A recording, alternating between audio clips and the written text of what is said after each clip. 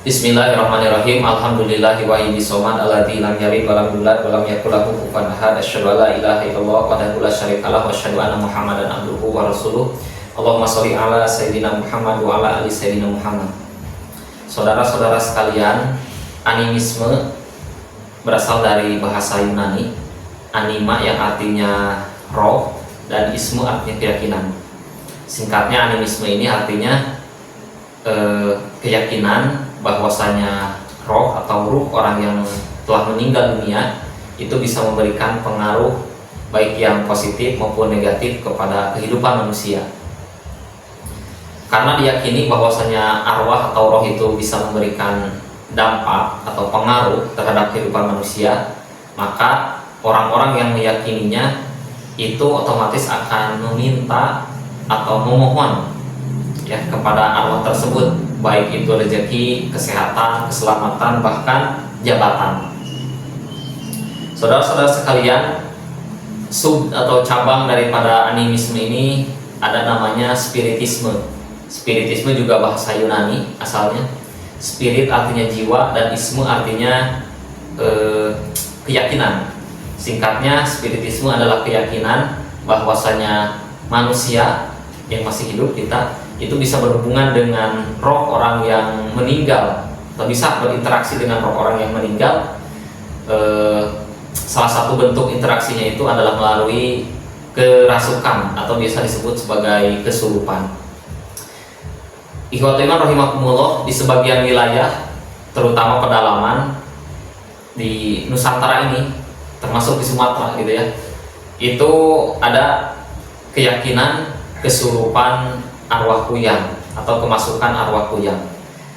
Kuyang ini bahasa asli Sumatera ya, terutama di Bengkulu. Kuyang ini artinya leluhur, roh atau arwah leluhur gitu ya, yang merasuk ke dalam diri manusia dan biasanya meminta sesuatu, baik itu minta disembelihkan kambing di makamnya, itu adalah bentuk yang paling umum gitu ya, atau minta dibuatkan sesajen di makamnya. Dan kadang-kadang pada sebagian kasus entitas yang masuk atau biasa disebut sebagai arwah kuyang oleh penduduk lokal ini, dia mintanya itu dengan intimidasi dan ancaman gitu ya.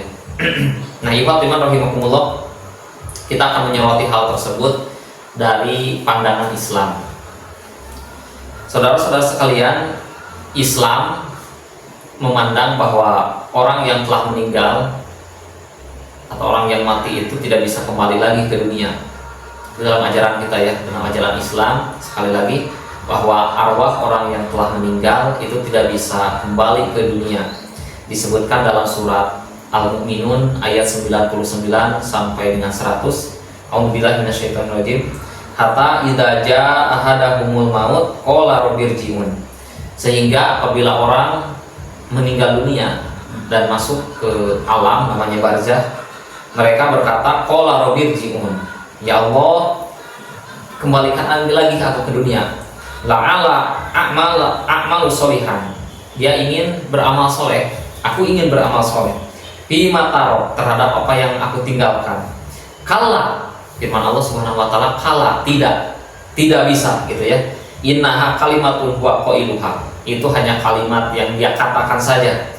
Wa min waraihim barzakhun ila yaumi yub'atsun. Dan di hadapannya itu ada barzakh ila yaumin yub'atsun, sampai hari ketika mereka dibangkitkan. Nah, saudara-saudara sekalian, Ibnu Qayyim dia menafsirkan ayat ini, fal barzahu huna ma baina dunya wal akhirah wa asluhu al hajiz baina syai'ain. Barzakh itu, kata Ibnu Qayyim, ma baina dunya wal akhirah, itu suatu alam di antara dunia dan akhirat. Jadi orang yang telah meninggal dunia itu belum sampai ke akhirat gitu ya. Dia di suatu alam antara dunia dan akhirat. Wa asluhu al-hajiz baina syai'ain. Asalnya itu adalah al-hajiz, yaitu pembatas ya, pembatas atau tirai baina syai'ain, antara dua hal, dua perkara. Jadi barzakh ini membatasi arwah orang yang telah meninggal dengan dunia dan membatasi arwah orang yang meninggal dunia ini dengan akhirat.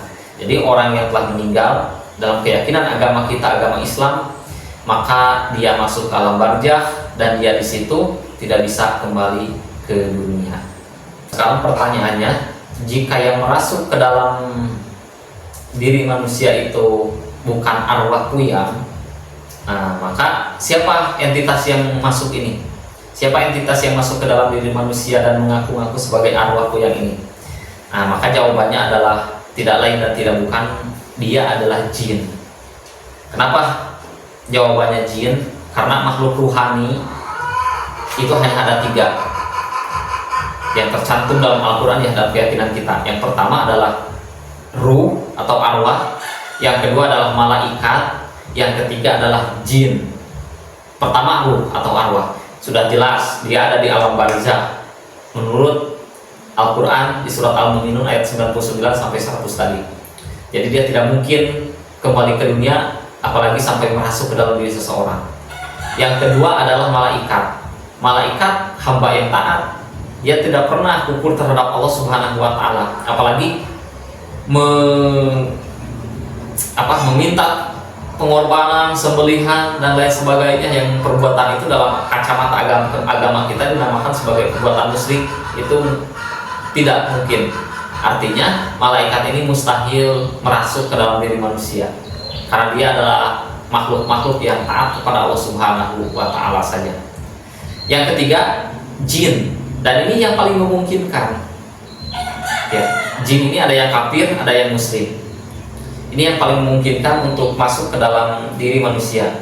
Jadi ikhwatu iman rahimakumullah, persembahan-persembahan yang dibuat itu dalam kacamata pandangan agama kita, agama Islam, itu tidak akan sampai ke arwah kuyang, karena bukan beliau yang meminta, bukan arwah kuyang yang meminta. Siapa yang meminta? Jin tadi.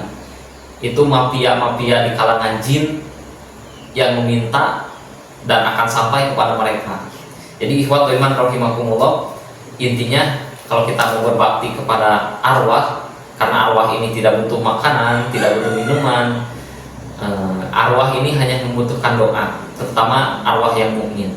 Kita bisa saling mendoakan mereka, dan insya Allah doa-doa kita akan sampai kepada mereka. Wallahu a'lam bishawab. Wallahu bimuwaffiq ila aqwamit thoriq. Wassalamualaikum warahmatullahi wabarakatuh.